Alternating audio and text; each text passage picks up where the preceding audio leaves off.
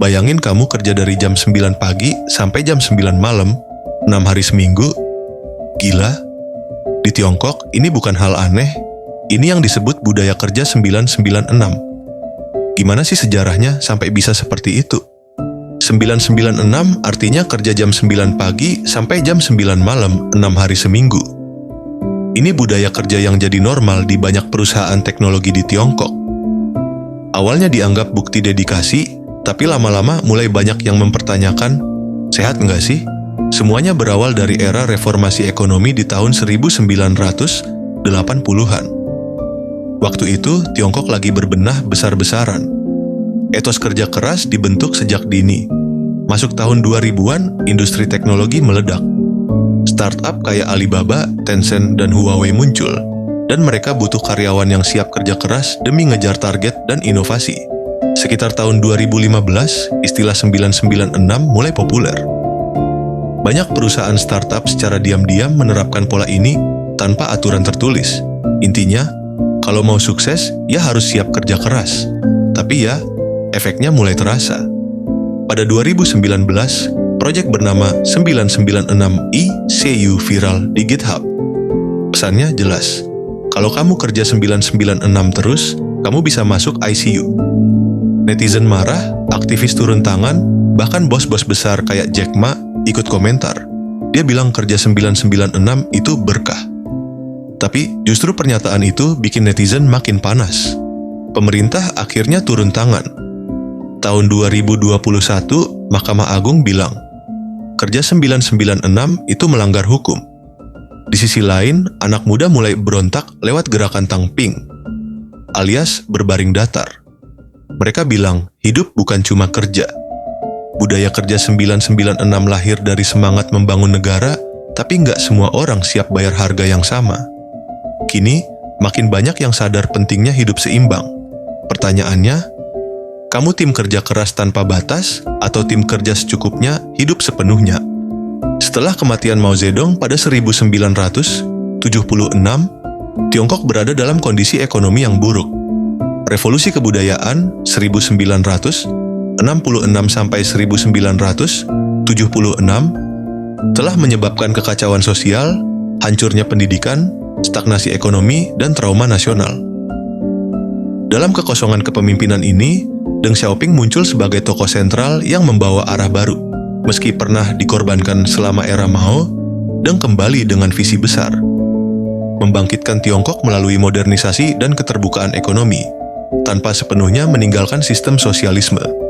Pada 1978, Deng memperkenalkan 4 modernisasi: pertanian, industri, pertahanan nasional, ilmu pengetahuan, dan teknologi.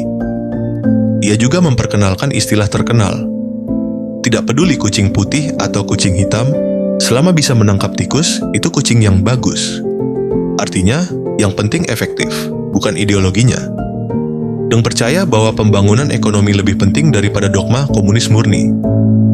Kebijakan utama reformasi 1978 sampai 1990-an adalah reformasi pertanian, sistem tanggung jawab rumah tangga, petani diberi kebebasan mengelola tanah dan menjual kelebihan hasil panen ke pasar.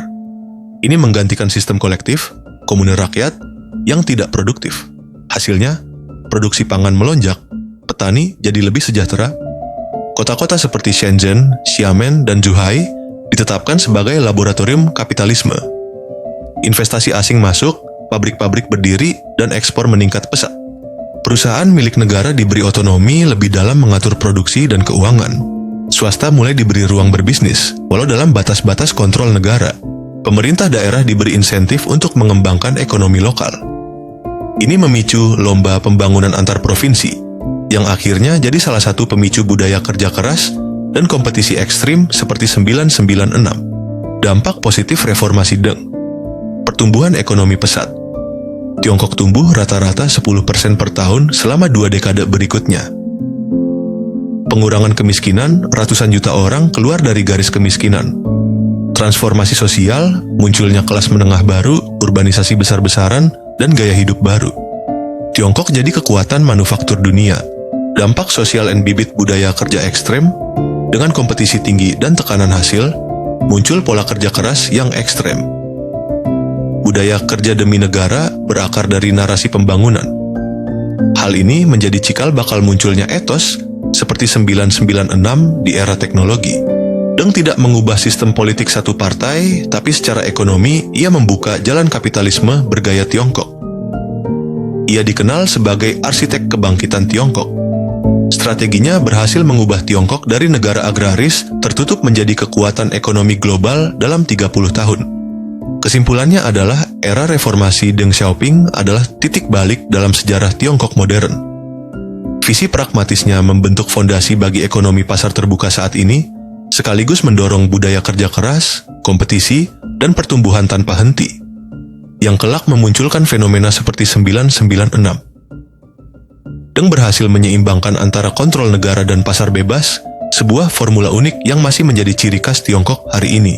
Budaya 996 memang lahir dari ambisi, tapi sekarang makin banyak orang yang sadar, hidup itu lebih dari sekadar kerja.